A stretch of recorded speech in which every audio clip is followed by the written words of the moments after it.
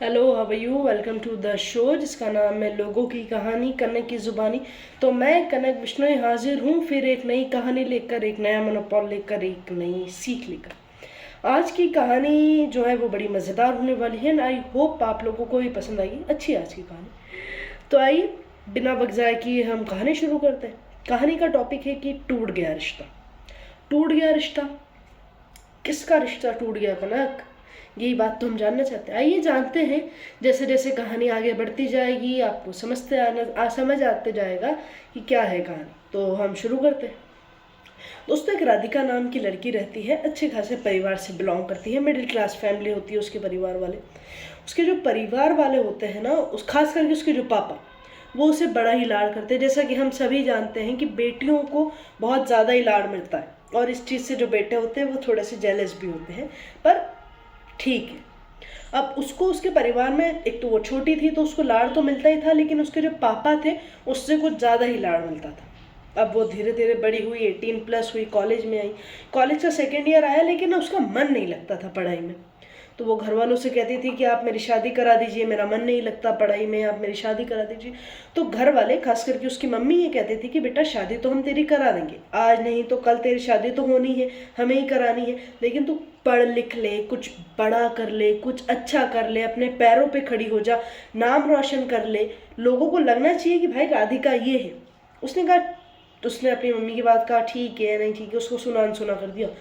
वो बाकी उसका मन वैसे लगता नहीं था पढ़ाई में। वो कॉलेज में जाती थी, कई बार जाती थी, कई बार नहीं जाती थी, कई बार कॉलेज बंक कर देती थी, और अगर कॉलेज जाती थी तो क्लासेस बंक करके कैंटीन में बैठी रहती थी।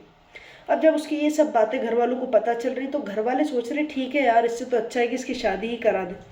अब उन्हें बातें लड़के ढूंढने की, तो उन्होंने एक अच्छा लड़का ढूंढा जिसका नाम था सुमित।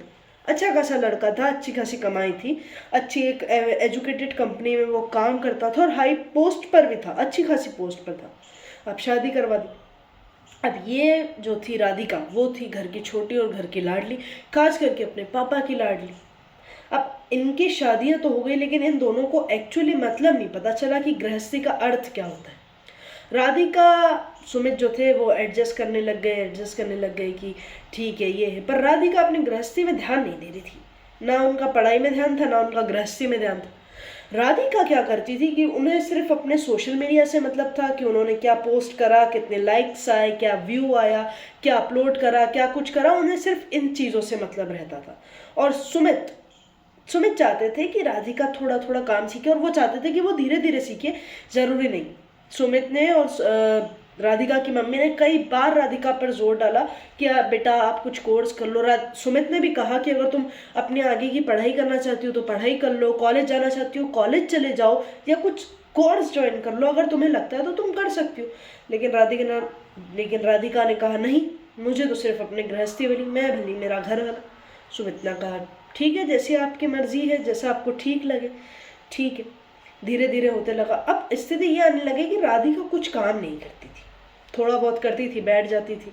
इनफैक्ट ये होता था कि जब सुमित ऑफिस से आते थे तो अपने लिए तो वो अपना नाश्ता वगैरह खाना बनाते ही थे, साथ ही साथ राधिका के लिए बनाते थे, जो कि उन्हें थोड़े समय के लिए लगता था कि ठीक है दोनों हस्बैंड वाइफ मिलकर खाना पी रहे। लेकिन ये चीज़ें ना धीरे धीरे बढ़ने लगी। अब एक बार की बात है, राधिका का फ़ोन टूट गया। फ़ोन टूट गया तो उन्होंने सुमित से कहा कि सुमित फ़ोन टूट गया है। अब वो फ़ोन हालांकि रिपेयर हो सकता था, लेकिन उन्होंने कहा नहीं, मुझे तो अपना नया फ़ोन चाहिए। तो सुमित ने कहा ठीक है राधिका, इस मंथ नहीं, हम नेक्स्ट मंथ ले लेंगे, इस मंथ थोड़ी सी तंगी आ गई है, हम नेक्स्ट मंथ पक्का आपका जो पसंदीदा फ़ोन होगा मैं खुद आपको दिला के लाऊंगा। लेकिन राधिका ने कहा नहीं, मुझे तो अभी चाहिए, और रूट कर वो चली गई अपने मायके। बीच में बहस हुई तो वो चली गई अपने मायके। मायके गई, अपने पापा को अपनी सारी बातें बताई। तो पापा को आया गुस्सा, बोले ये क्या बात हुई, एक फ़ोन नहीं दिला सकता वो इस राधिका को, ऐसे कैसे वो अपनी जिम्मेदारी संभाल रहा है। उन्होंने कहा बोल बेटा तू चिंता मत कर, तेरे लिए मैं फ़ोन लेके आऊँगा। तो जो राधिका के पापा है उन्होंने उनके लिए ब्रांड न्यू फ़ोन लेके आए। अब सुमित ने उन्हें कॉल करा, बोल राधिका ये छोटी सी बात है और हम दोनों के बीच की बात है, बड़े इस मैटर में पड़े अच्छा नहीं लगता, मैं आपको लेने आता हूँ, आप वापस घर आ जाइए। तो राधिका वापस अपने ससुराल चली गई। सब कुछ सॉर्ट आउट हुआ, कुछ दिन ऐसे ही बीत गए, फिर से इन लोगों की वही गृहस्थी होने लगी। फिर एक दिन राधिका ने ये कहा सुमित से कि सुमित मुझे एसी चाहिए। बोले एसी? सुमित ने कहा अभी एसी की क्या जरूरत है राधिका, अभी तो इतनी ज़्यादा गर्मी भी नहीं हो रही है और हम तो ग्राउंड फ्लोर में रहते हैं, ये फ्लोर तो वैसे भी ठंडा होता है, तो अभी मुझे लगता है ज़रूरत नहीं। फिर क्या था, फिर गुस्सा हो गई, फिर इनके बीच में तू मैं होने लगी, फिर दोनों के बीच में बहस होने लगी। ठीक है, कुछ दिन बोला चाली बन रही, लेकिन ठीक है।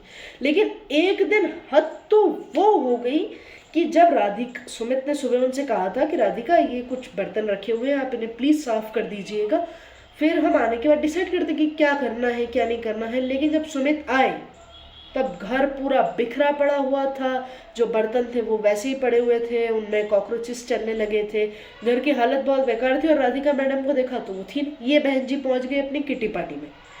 अब किटी पार्टी में पहुंच गए तो सुमित का आग बबूला हुआ।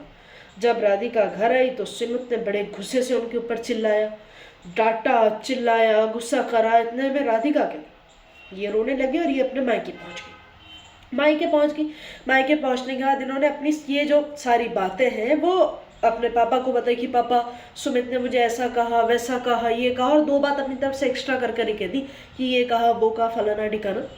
इतना क्या था। अब राधिका के पापा को आया गुस्सा, और गुस्सा आया तो उन्होंने ये मैटर को सुलझाने की बजाय क्या करा, वो खुद ही चले गए अपने दामाद के पास और अपने दामाद के ऊपर और उल्टा चिल्लाने लगे कि क्या हुआ उसने अगर एक दिन बर्तन नहीं करे तो तुम भी कर सकते थे, क्या हुआ अगर उसने एक दिन ये नहीं करा तो ये नहीं करा। तो दोनों दामाद और ससुर के बीच में बहस होने लगी, जो नोक झोंक होने लगी। धीरे धीरे ये बात पहुंच गई तलाक पर पहुंच गई, दोनों कटघरे में पहुंच गए और इन लोगों का रिश्ता टूट गया।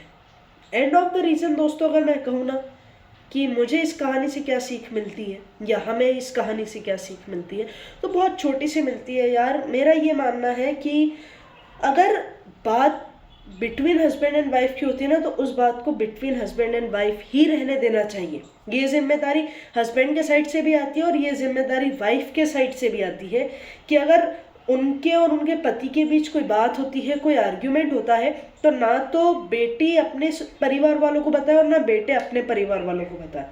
बात क्या होती है कि ये तो 2 मिनट की नोकझोंक के फिर समझ जाएंगे, लेकिन ये जब परिवार में आ जाती है ना बात, तो ये जो 2 पर्सन है ये तो साइड हट जाएंगे और जो 2 परिवार है वो आपस में भिड़ जाएंगे, उनकी नोकझोंक हो जाएगी, उनके रिश्ते खराब हो जाएंगे।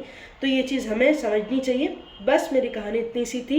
आई होप आपको पसंद आई हो, और अगर आई हो तो प्लीज़ इसे लाइक एंड शेयर कीजिएगा। तब तक अपना और अपनों का दोनों का ख्याल रखें। हम फिर मिलेंगे एक नई वीडियो में, एक नए मोनोपॉल में आपके चैनल पे। इसका नाम है लोगों की कहानी, कनक की जुबानी। तब तक के लिए अपना और अपनों का दोनों का ख्याल रखें। Bye bye, take care.